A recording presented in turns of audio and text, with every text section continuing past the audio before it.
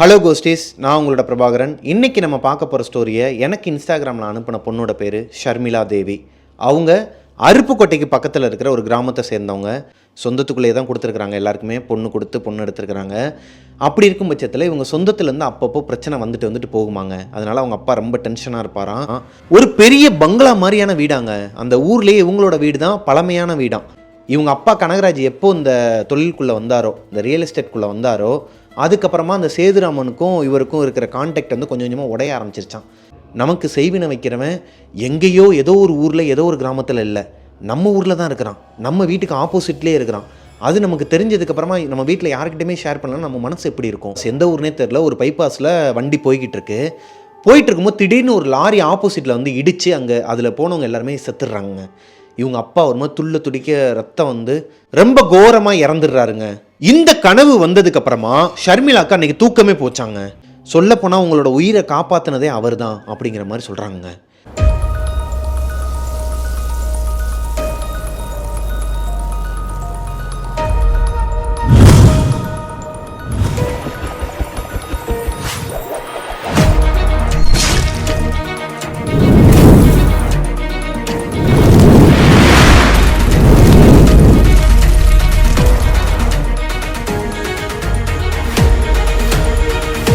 இப்போ சேதுராமனோட வைஃப் ரேவதி என்ன சொல்கிறாங்கன்னா, அண்ணே உங்களுக்கே தெரியும் உங்களோட ஃப்ரெண்டை பற்றி, அவர் உங்களுக்கு நல்லது நினைப்பாரை தவிர்த்து கெட்டதெல்லாம் நினைக்கவே மாட்டார். ஆக்சுவலாக ஆரம்ப கட்டத்திலேருந்து நடந்தது எல்லாத்தையுமே நான் உங்ககிட்ட சொல்கிறேன். இதை வந்து அவர் உங்ககிட்ட சொல்கிறதுக்கு ஈகோ பார்த்துக்கிட்டு நீங்கள் ரெண்டு சண்டை போட்டுக்கனால உங்ககிட்ட பேச வேணாங்கிறதுனால அவர் சொல்லலையா என்னன்னு தெரில. ஆனால் என்கிட்ட வந்து டெய்லி உட்காந்து கதறிக்கிட்டு இருப்பார். அவர் தூங்கியே கிட்டத்தட்ட 1.5 மாதம் ஆச்சு. சொல்லப்போனால் உங்களோட உயிரை காப்பாற்றினதே அவர் தான் அப்படிங்கிற மாதிரி சொல்கிறாங்க. என்னம்மா சொல்கிறேன்னு சொல்லிட்டு கேட்கும்போது, ஒரு நாள் சேதுராமன் அவரோட வேலை என்ன அப்படின்னா, இவர் கூட ரியல் எஸ்டேட்டில் தான் இருந்துகிட்ருந்துருக்குறாங்க. 2 பேருமே சேர்ந்து தான் ரியல் எஸ்டேட்டில் இருந்துருக்குறாங்க. ஒரு சில விஷயங்கள்லாம் பிடிக்காமல், அது போக சேதுராமனுக்கு குழந்தையே இல்லாதனால, குழந்தை பாக்கியமே போயிடுச்சு, இது ஒரு சாபக்கேடான தொழில், அதனால தான் இது வேணான்னு சொல்லிட்டு போகிறேங்கிற மாதிரி இவங்க அப்பாவும் கனகராஜ் ஒரு சில விஷயங்கள்லாம் பண்ணுறதை அவர் பிடிக்காமல் விலகி போயிடுறாருங்க. அப்புறம் அவரே சொந்தமாக ஒரு கம்பெனியை ஓப்பன் பண்ணுறாருங்க. இந்த கம்பெனி முடிச்சுட்டு வேலையெல்லாம் முடிச்சுட்டு எல்லாத்தையும் எடுத்து வச்சுட்டு அவர் ரிட்டன் வீட்டுக்கு வர்றதுக்கு 12லேருந்து 12:30 ஆகுமா. டெய்லி நைட்டுமே ஒரு 11:30லேருந்து 12 மணிக்குள்ளே வந்துருவாராங்க. அப்படி ஒரு நாள் சேதுராமன் வரும்போது கனகராஜ் வீட்டுக்கு வெளியே 2 எலுமிச்சம்பழம், நல்லா ரெட் கலரில், மேலே குங்குமம் இல்லைங்க, ரத்தம், ஒரிஜினல் ரத்தத்தை மேலே அப்பி 2 சைடும் 2 வீட்டோட மூலையிலையும், அதை வெளியே கார்னரில், இந்த கார்னரில் ஒன்று அந்த கார்னரில் ஒன்று வச்சது மட்டும் இல்லாமல் கோழி ரத்தம், ஒரு கோழியோட தலையை அறுத்து வீட்டை ஃபுல்லாக சுற்றி அந்த ரத்தத்தை தெளித்து வச்சு அந்த தலையில்லாத கோழி அங்கனை எவனோ ஒருத்தன் வாசல்லே போட்டு வச்சுட்டு போயிருக்கிறான். இது யார் பார்த்த வேலை? இவருக்கு ஒரு மாதிரி தூக்கி போட்டிருக்குதுங்க. இதை பார்த்துட்டு கண்டுங்காணாமல் போயிருக்கலாம் சேதுராமன். ஆனால் அவரோட நண்பருங்கிற ஒரு விஷயம் இருக்கு இல்லையா, நண்பர்களுக்குள்ளே என்ன தான் அடிச்சுக்கிட்டாலும் பிடிச்சிக்கிட்டாலும் அவன் நண்பன் தான். நண்பனாக இருந்து எதிரியாகவே ஆயிட்டாலுமே அவன் நண்பன் தான். ஸோ என்னடா இது, இவன் பண்ண பாவம்லாம் நிறையா, இதில் எவன் வந்து இந்த மாதிரி பண்ணி வச்சுட்டு போனான்னு தெரியலையே, சரி இதுக்கு என்ன பரிகாரம் அதை பார்ப்போம்னு சொல்லிட்டு மொத்தத்தையும் க்ளீன் பண்ணியிருக்கிறாருங்க அன்றைக்கி நைட்டு ஒரே ஆளாக. வாளியில் தண்ணியெல்லாம் பிடிச்சிட்டு வந்து கழுவி விட்டது மட்டும் இல்லாமல் அந்த எலுமிச்சம்பழத்தெல்லாம் எடுத்து போட்டுட்டு, சாமி திருநீர், இவங்களோட குலதெய்வமும் கருப்புசாமி தான், 2 பேரும் கிட்டத்தட்ட சொந்தக்காரங்க தான். இவரும் அந்த கருப்புசாமி கோயிலேருந்து நிறைய திருநீர்லாம் வச்சுருப்பாங்களாங்க, அதெல்லாம் எடுத்து ஒரு வீட்டு வாசலில் நிறையா போட்டு விட்டு போனாராம். அதுக்கு அடுத்த நாள்லேருந்து தான் இந்த சம்பவம் நடந்துச்சு இல்லையா, இதுக்கு அடுத்த நாள்லேருந்து தான் கனகராஜோட வீட்டில் அடுத்தடுத்து சண்டைகள், ஷர்மிளாவை திட்டினது, கண்மணியை திட்டினது, அவங்க அம்மா துர்காவை திட்டினது, இது எல்லாமே நடந்தது. இந்த அபசகுணமான விஷயங்கள், இந்த அமானுஷ்யமான விஷயங்கள்லாம் இதுக்கப்புறம் தாங்க நடந்திருக்குது. இதுக்கப்புறம் என்ன ஆகுதுன்னா, சேதுராமன் அதோட விடாமல் இவங்க வீட்டில் நடக்கிற சண்டை சச்சரவு எல்லாத்தையும் பார்த்துக்கிட்டு தான் இருந்திருக்கிறாரு. ஒரு ஃப்ரெண்டாக அவர் வெளியே போயிட்டு ஒரு மாந்திரிகவாதிக்கிட்ட நடந்ததெல்லாம் சொல்லி, எவனோ ஒருத்தன் இந்த மாதிரி பண்ணிட்டான், இவனை வந்து நல்லவன், அவன் வீட்டுக்கு நல்லவன், அது போக என்னோட நண்பன், அவனோட உயிருக்கு எந்த ஆபத்தும் வந்துடக்கூடாது, அவன் குடும்பத்தில் இருக்கவங்களுக்கு எந்த ஆபத்தும் வந்துடக்கூடாதுன்னு சொல்லிட்டு அந்த சாமியார்கிட்ட உட்காந்து பூஜை செஞ்சு ஒரு 10 நாள் 11 நாள் அம்மன் காலடியில் வச்சு எடுத்துகிட்டு வந்த அந்த எலுமிச்சம்பழத்தை தான் அவங்க வீட்டுக்கு முன்னாடி வைக்க வரும்போது ஷர்மிளா பார்த்துடுறாங்க. அது ஷர்மிளா பார்த்தா என்ன நினைக்குமோ ஏது நினைக்குமோன்னு சொல்லிட்டு தான் அவரும் அதை வைக்காமையே எடுத்துகிட்டு வந்துடுறாரு. இதுதான் நடந்திருக்குதுங்க. இது போக மாடியில் அவர் சிகரெட் அடிச்சுட்டு நிற்கும் போதெல்லாம் கீழே இவங்க வீட்டை தான் பார்த்துக்கிட்டு இருப்பாராம். இவங்க வீட்டில் எதனா நடந்துருமோ, எதனா ஒன்று தப்பாயிருச்சுன்னா அக்கம் பக்கத்தில் எவனும் வரமாட்டான், நம்ம தான் முதலாக ஓடி போய் அங்கே பார்க்கணுங்கிறனால மேலேருந்து பார்த்துட்டு இருந்திருக்கிறாரு மனுஷன். இப்போ இதெல்லாம் கேட்டதுக்கப்புறமா கனகராஜுக்கு அழுகையே வருதுங்க. அவன் இப்போ எங்கம்மா இருக்கிறான்னு சொல்லிட்டு கேட்குறாரு. இந்த மாதிரி வேலை விஷயமா போயிருக்கிறாருங்க. ஃபோன் போடுறாரு, சுவிட்ச் ஆஃப். சரி அவன் வந்தனையும் சொல்லு, நான் வீட்டில் தான் இருப்பேன்னு சொல்லிட்டு யார் இந்த வேலையை பார்த்தது, இவங்க குடும்பம் நல்லா இருக்கக்கூடாதுன்னு சொல்லி நினைக்கிறது யார்? கனகராஜோட மைண்டு ஒரு மாதிரி டிஸ்டர்ப்டாக இருக்குதுங்க. அவர் யார் கூடயுமே பேசலையாம். அன்னைக்கு காலையில் வந்தவர் ஈவினிங் வரைக்குமே பேசலை. 2 பொண்ணுங்களுமே ஸ்கூலுக்கு போகலை. அவங்க அக்கா, அம்மா, இந்த பொண்ணுங்க 2 பேர் வீட்டிலே தான் இருக்கிறாங்க. வெளியும் எங்கேயுமே கோயிலுக்கு எதுக்குமே போகலை. இவங்களோட குடும்ப ஜோசியர் ஒருத்தர் இருக்கிறாராங்க மதுரையில். அவருக்கு ஃபோனை போட்டு வர வைக்கிறாங்க. அவர் வீட்டுக்கு வந்து சில விஷயங்கள்லாம் சொல்கிறாரு. ஏகப்பட்ட பாவக்கணக்குகள் இருக்குப்பா உனக்கு, ஏகப்பட்ட பாவக்கணக்குகள் இருக்குது. இதில் எதுலேருந்துமே நீ தப்பிக்க முடியாது. அடுத்தடுத்து அது கர்மாயிசிய பூமராங்கிற மாதிரி உன்னை சுற்றி சுற்றி அடிச்சுக்கிட்டு தான் இருக்கும், உன் குடும்பத்தை அடிச்சுக்கிட்டு தான் இருக்கும் அப்படிங்கிற மாதிரி சொல்கிறாரு. இப்போ கனகராஜ் அதுக்கு ஆப்போசிட்டில் நான் என்ன பாவம் பண்ணேன் அப்படின்னு சொல்லி கேட்கணும் இல்லையா? அவர் அந்த வார்த்தையை கேட்கலையாங்க. என்ன பரிகாரம் பண்ணலாம், என்னால் என் குடும்பம் பாதிக்கக்கூடாது, என்ன பரிகாரம் பண்ணலாம் நான் பண்ணுறேங்கிற மாதிரி சொல்கிறாராங்க. அவரும் நான் ஒரு நாள் குறிச்சிட்டு எங்கெங்கே போகணும் என்னங்கிறத எல்லாமே உனக்கு நான் வாட்ஸ்அப்பில் அனுப்புகிறேன், நான் கால் பண்ணி சொல்கிறேன்னு சொல்லிட்டு கிளம்பி போயிடுறாங்க. இப்போது ஈவினிங் வரைக்கும் வெயிட் பண்ணி பார்த்தவர் நைட்டு 10 மணி ஆகுது. சேதுராமன் இன்னுமே வரல. என்னாச்சுன்னு சொல்லிட்டு அவங்க ஒய்ஃபுமே அழுதுகிட்டே இவங்க வீட்டுக்கு வராங்க. ஃபோன் போட்டாலும் சுவிட்ச் ஆஃப்னு வருதுன்னு. இப்போ கனகராஜ் அவங்களோட ஆட்களோட வெளியே ஃபோனை போட்டு அவரை தேடுறதுக்கு போகிறாருங்க. எங்கேயுமே கிடைக்கலையாம். பார்த்தா வர வழியில் ஒரு இடத்துல யூரின் போகிறதுக்காக இறங்கி, அவங்க ஏரியாவே ஒரு மாதிரி காட்டுப்பகுதி மாதிரி தான் இருக்குமா, யூரின் போயிட்டு இருக்கும்போது விஷப்பாம்பு ஒன்று கடிச்சு ஸ்பாட் அவுட்டாங்க சேதுராமன். யாருமே பார்க்கல, அந்த ஏரியாவிலேருந்து அங்கிட்ட யாருமே வரல, எதுவுமே இது பண்ணல. ஷார்ட்கட்டில் வந்திருக்கிறாரு, காட்டுக்குள்ளேயே செத்து போய் கிடக்கிறாரு. இதை காலையில் தான் அவங்க பார்த்துருக்குறாங்க அவரோட பாடியை. பார்த்த உடனேயுமே இவங்களுக்கு ஒரு பயம். என்னடா அது, நம்மளை காப்பாற்ற வந்தவன் இப்போ அவனே இறந்து போயிட்டான், பாவம்ல. அவர் நண்பனுக்காக அவ்வளோ விஷயங்கள் பண்ணார், ஆனால் அவரோட வாழ்க்கை அவருக்கு உதவி பண்ணனால தான் அவர் இறந்துட்டாருன்னு சொல்லிட்டு கனகராஜை மைண்ட் செட் பண்ணிக்கிட்டு கொஞ்சம் கொஞ்சமாக அன்னதானம் பண்ணுறது, புண்ணிய காரியங்கள்லாம் பண்ண ஆரம்பிக்கிறாரு. நிறைய கோயில்களுக்கெல்லாம் போக ஆரம்பிக்கிறாரு குடும்பத்தோட. இப்போ இதுக்கு நடுவில் ஷர்மிளாவோட அக்காவோட மாப்பிள்ளை அவர் கோவப்பட்டு எவ்வளோ நாள் வீட்டிலே உட்காந்து போயிடலாம், அங்கேயே உட்காந்துரு அப்படிங்கிற மாதிரி சண்டை வந்து அவங்க சென்னைக்கு கிளம்பி போயிடுறாங்க. ஷர்மிளாவோட அக்கா சென்னைக்கு போனதுக்கு அப்புறமா லண்டன்லேருந்து ஒரு கால் வருதுங்க இவங்க வீட்டுக்கு. உங்கள் பையன் ஆக்சிடெண்ட்டில் ரொம்ப காயமாகி ஐசியூவில் வச்சிருக்கிறோம். ஷர்மிளாவோட மூத்த அண்ணனுக்கு ஆக்சிடென்ட் ஆகி அவர் ஐசியூவில் இருக்கிறாராங்க. ஷர்மிளாவோட அக்காவும் அக்கா வீட்டுக்காரர் மட்டும் அங்கேருந்து போயிருக்கிறாங்க, லண்டனுக்கு டிக்கெட் போட்டு அங்கே போயிருக்கிறாங்க. அது போக அவங்களோட அண்ணன் ஒருத்தர் யூஎஸ்ல இருக்கார் இல்லையா, அவரும் போய் பார்த்துருக்கிறாரு. ரொம்ப சாக கிடக்கிற நிலைமையில இருக்கிறான். சரி நாங்கள் பார்த்துக்கிறோம்னு சொல்லிட்டு அவங்க அண்ணன், இந்த மூத்த அண்ணன் இருக்கிறார் இல்லையா, அவர் கூட இருந்திருக்கிறாரு. சென்னையில் இருக்கிற அவங்க அக்காவோட வீட்டுக்காரர் ஆக்சிடென்ட்ல இறந்துடுறாரு. அவரை உயிர் காப்பாற்ற முடியலை. அவரையும் ஆக்சிடெண்ட்டில் சொல்லி வச்ச மாதிரியே அவரும் ஆக்சிடெண்ட்டில் இவரும் ஆக்சிடெண்ட்டில். அந்த பையன் உயிரோட தான் இருக்கிறான், ஆனால் கொஞ்சம் ரொம்ப கிரிட்டிக்கல் கண்டிஷனில் தான் இருக்கிறான். கனகராஜோட மாப்பிள்ளை இறந்துடுறாரு, ஸ்பாட் அவுட். லாரி ஏறி பைக்கில் போயிட்டு இருக்கும்போது இவங்களுக்கு இப்படியே அடுத்தடுத்து அடி மேலே அடியாங்க. என்ன பண்ணுறது, எந்த கோயிலுக்கு போகிறது, யார் விட்ட சாபம் ஒன்றுமே புரியலையாங்க. ஷர்மிளா இப்போ அவங்க அம்மா கிட்ட போய் கேட்குறாங்க, அம்மா என்னம்மா நடக்குது நம்ம வீட்டில், அடுத்தடுத்து இந்த மாதிரி பிரச்சனையாக வந்துக்கிட்டே இருக்குது. இந்த விஷயங்கள்லாம் முடிஞ்சதுக்கப்புறமா, காரியங்கள்லாம் முடிஞ்சதுக்கப்புறமா கேட்குறாங்க. இன்னுமே எல்லாருமே ஒரு மாதிரி முகக்கலை இல்லாமல் தான் வந்துருக்குறாங்க வீட்டில். வீடே ஒரு மாதிரி மங்கி போச்சான். எப்பயுமே பிரைட்டாக இருக்குமா இவங்களோட வீடு, நல்லா சாம்பிராணி புகைலாம் போட்டு விளக்கெல்லாம் ஏற்றி சாமி கும்பிட்டு ஒரு மாதிரி பயங்கரமாக இருக்கிற ஒரு வீடு, ஒரு குடும்பம் அப்படியே யாருக்குன்னு பட்டுச்சோ இந்த மாதிரி ஆகிட்டு இருக்குங்கிற மாதிரி ஆயிடுச்சாங்க. இப்போது அவங்க அம்மா என்ன சொல்கிறாங்கன்னா, தெரிலம்மா யாருக்கும் நம்ம எந்த பாவமும் பண்ணலை, எதனால் அப்படி ஆகுதுன்னு தெரிலங்கிறவும் இவங்க ஷர்மிளாக்குமே ஒன்றுமே புரியலையாம். எதிர்த்த வீட்டு அங்கிள் தான் தப்பு பண்ணுறாரு, அவர் தான் இதுக்கெல்லாம் காரணமாக இருப்பாங்கன்னு நினச்சாங்க. ஆனால் அது பொய்யாயிடுச்சு. இப்போது அந்த கோழியை எவனோ ஒருத்தன் தலையை வெட்டி சுற்றி போட்டு போனது எவன், அப்பா மேலே எவன் கடுப்பில் இருக்கிறான். அப்போ அந்த ஊரில் இருந்தால் நம்மளால் வாழவே முடியாதா? பேசாமல் கிளம்பி நம்மளும் சென்னை பக்கம் எங்கேயும் போயிடலாமா? அப்படியே போனாலுமே இந்த குடும்பத்துக்குன்னு இருக்கிற சாபம், அவங்கள பொறுத்த வரைக்கும் இந்த குடும்பத்துக்குன்னு ஏதோ ஒரு சாபம் இருக்குது, அதுதான் ஆட்டி படைக்குது. நல்லா இருந்த குடும்பத்தில் அடுத்தடுத்து உயிர்காவு வாங்குற அளவுக்கு விஷயங்கள் நடக்குது. இதெல்லாம் நினச்சிக்கிட்டு இருக்கும் போதே அவங்களோட அம்மா துர்கா பாத்ரூமில் வலிக்கி விழுந்து கோமா ஸ்டேஜுக்கு போயிடுறாங்க. எப்படிங்க இருக்கும் இவங்களுக்கு? சத்தியமாக இந்த மாதிரியெல்லாம் ஒருத்தவங்க வீட்டில் நடக்குமா? அடுத்தடுத்து ஒரு மாதம் கேப்பில் இதெல்லாம் நடக்குது. அவங்க அம்மா கோமா ஸ்டேஜுக்கு போயிடுறாங்க. அக்கா, கண்மணி, இந்த பிள்ளை ஷர்மிளா எல்லாருமே அவங்க அம்மாவை வீட்டிலேருந்தே பார்த்துக்கிறாங்க. வீட்டில் தான் வச்சுருக்குறாங்களாம், பெட்டு போட்டு. பர்சனலாக ஒரு சிஸ்டர் ஒருத்தவங்க வீட்டிலே இருக்கிறாங்களாம்.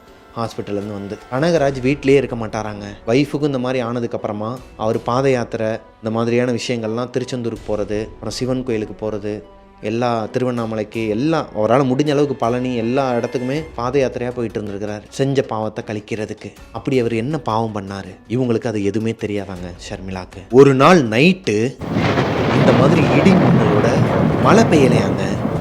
இடி மின்னல் சத்தமே பயங்கரமாக இருக்குதான். ரொம்ப ஒரு மாதிரி ஈரக்குலையை நடுங்குதும்பாங்க இல்லையா. ஆல்ரெடி நம்ம வீட்டில் அமானுஷங்கள் மேலே அமானுஷங்கள்லாம் நடந்துட்டு இருக்கு. இதுக்கு நடுவில் இந்த இடி மின்னல் வேறையாடாங்கிற மாதிரி ரொம்ப ஒரு மாதிரி நொடிச்சு போய் உட்காந்துருக்குறாங்க ஷர்மிளா. இந்த டைமில் அவங்களோட தங்கச்சியை காணும். கண்மணி பக்கத்தில் தான் படுத்திருப்பாங்க, அவங்கள காணும். இப்போ ஷர்மிளா அவங்க வீடு முழுக்க தேடி பார்த்துருக்குறாங்க. அன்னைக்குன்னு பார்த்து ஷர்மிளாவோட அக்காவுமே வீட்டில் இல்லை. அவங்க அம்மா கோமா ஸ்டேஜில் இருக்கிறாங்க. அவங்கள பார்த்துக்கிற ஒரு டியூட்டி டாக்டருமே அவங்க ரூம்லேயே தான் படுத்து தூங்குவாங்களாம். இப்போது இவங்க அக்காவுமே சொந்தக்காரங்க வீட்டுக்கு மதுரைக்கு போயிட்டாங்க. கண்மணியும் ஷர்மிளா மட்டும்தான் வீட்டில் அவைலபிளாக இருக்கிறாங்க. இப்போ கண்மணியவும் காணும். ஷர்மிளா வீடு முழுக்க தேடி பார்க்குறாங்க, எங்கேயுமே இல்லை. திடீர்னு ஷர்மிளாவோட கொலுசு சத்தம் கேட்குதுங்க மாடியில். ஒருவேளை இவங்களோட ரூம்லேயே போய் அந்த பொண்ணு படுத்துருக்குதான்னு சொல்லிட்டு மேலே ஏறி போகிறாங்க. ஸ்டெப்ஸில் மேலே ஏறி போகும்போதே இவங்களோட ஸ்டெப்ஸ்லாம் வந்து இந்த மரக்கட்டையில் செஞ்ச ஒரு ஸ்டெப்ஸு தானாங்க. பழங்காலத்து வீடுங்கிறனால ஸ்லாண்டிங்காக இருக்கும். அதில் ஏறி போகும்போது டொக் டொக்குன்னு லைட்டாக சவுண்டு கேட்குமா. அந்த சவுண்டில் மேலே கேட்குற கொலுசு சவுண்டு நின்றுருக்குதுங்க. இந்த பொண்ணுக்கு ஒரு மாதிரி ஹார்ட் பீட்லாம் ரைஸ் ஆக ஆரம்பிச்சிருக்கு. என்னடா அது, நம்ம மேலே ஏறுற சத்தம் கேட்டோன்னே மேலே கொலுசு சத்தம் நிற்கிது. ஒரு வேளை நம்ம நாள் பார்த்த அந்த அமானுஷம் நம்ம தங்கச்சி எதனா ஒன்று பண்ணியிருக்குமா? இல்லை நம்ம தங்கச்சி கீழேயே எதனா ஒரு ரூமில் இருந்துட்டு நம்ம மேலே நம்மளை வர வைக்கிறதுக்காண்டி இந்த மாதிரி திட்டம் போடுதான்னு சொல்லிட்டு மேலே ஏறின பொண்ணு மறுபடியும் மெதுவாக கீழே இறங்கி வந்து ஒவ்வொரு ரூமாக தேட ஆரம்பிக்கிறாங்க. தேட ஆரம்பிக்க போகும்போது ரூமை ஓப்பன் பண்ணுறாங்க, அங்கே யாருமே இல்லை. 2வது ரூமை ஓப்பன் பண்ண போகும்போது மறுபடியும் அந்த கொலுசு சவுண்டு பயங்கரமாக கேட்குதுங்க.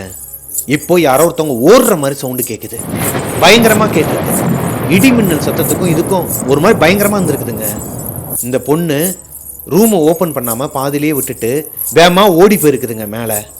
மேலே ஓடி போய் பார்த்தா இவங்க ரூம்லேயும் அந்த பொண்ணு இல்லை, பக்கத்து ரூம்லேயும் இல்லை. மொட்டை மாடியில் கேட்குதாங்க. மொட்டை மாடியில் அந்த கொலுசு சவுண்டு கேட்குது. டைம் பார்க்குறாங்க 12:45.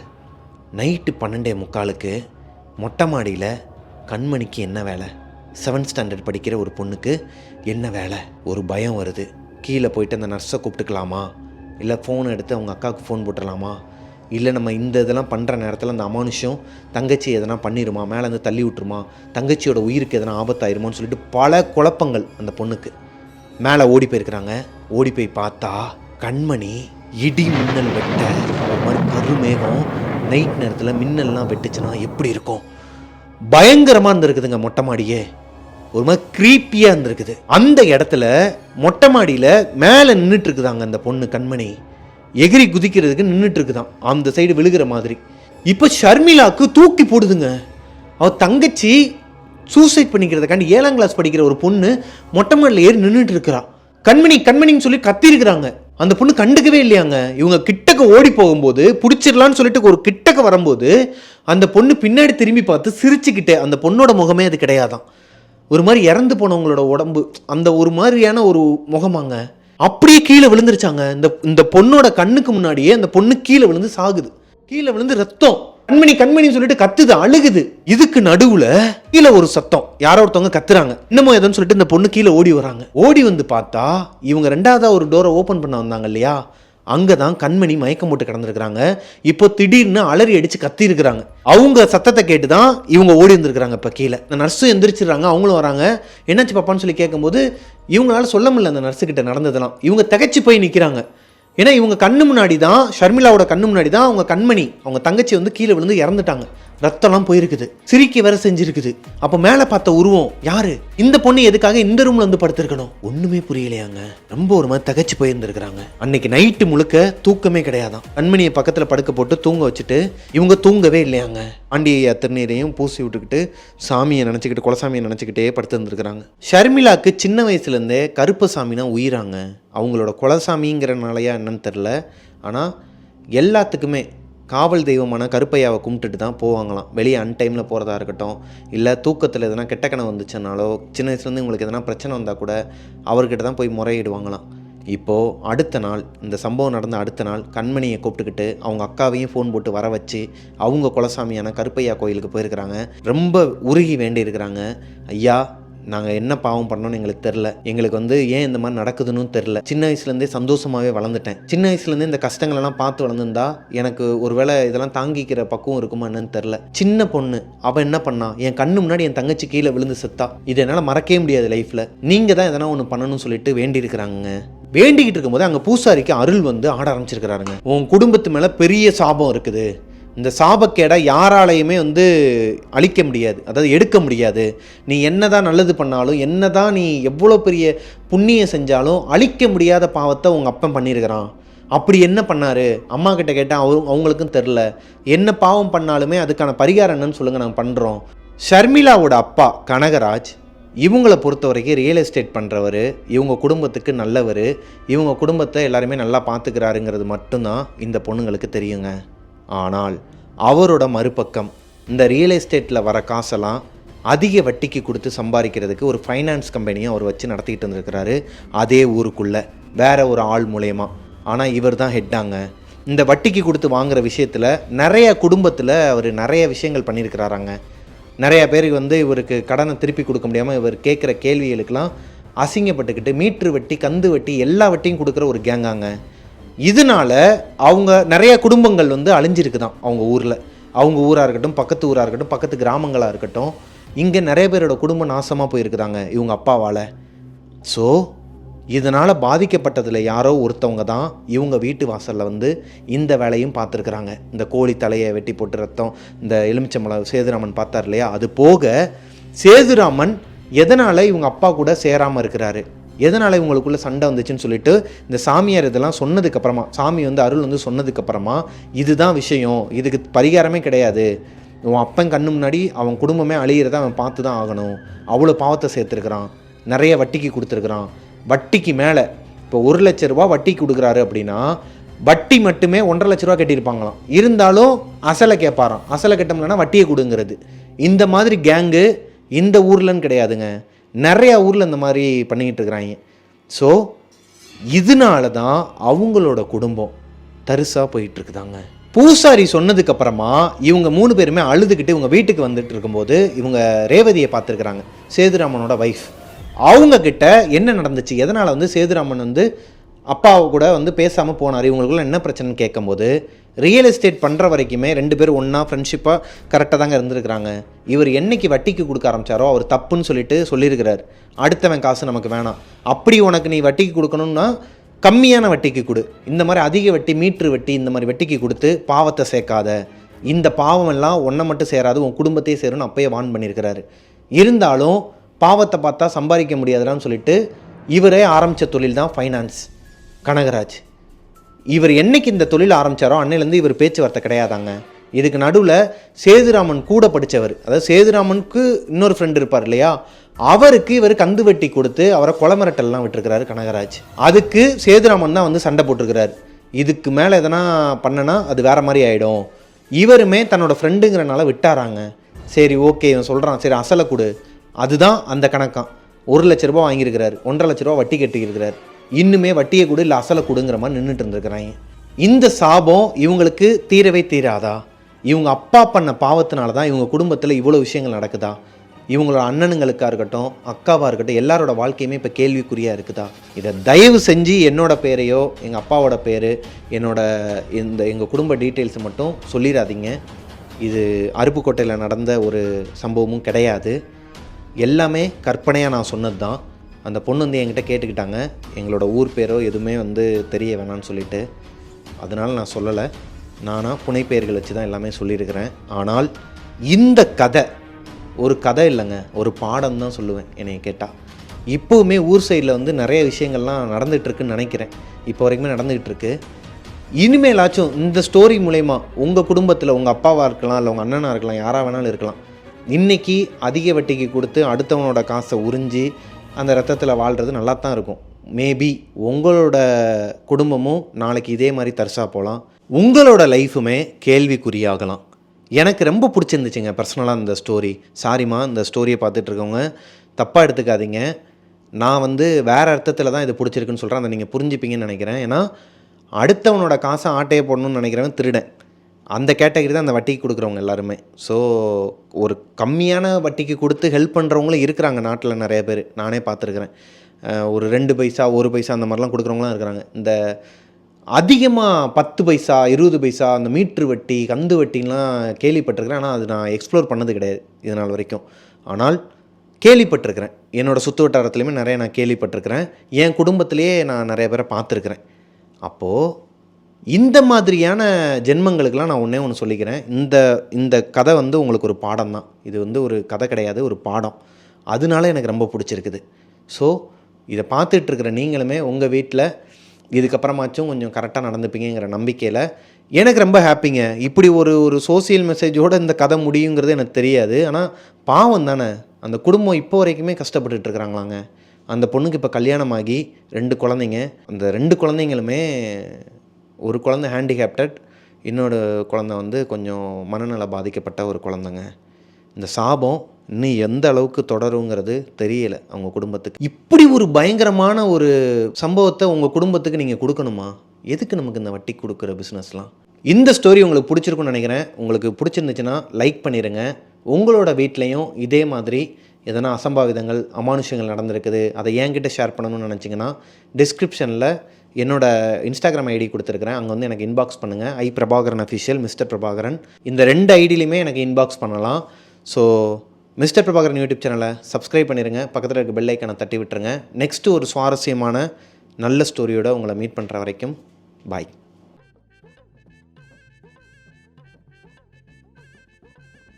அது எந்திரிச்சிச்சில அதான் ஒரு சவுண்டை கொடுத்தா படுத்துகிறோம். இடியாப்பமா? ஏன்டா எவ்வளோ சீரியஸாக கதை சொல்லிக்கிட்டு இருக்கேன். இடியாப்பமா? ஏய்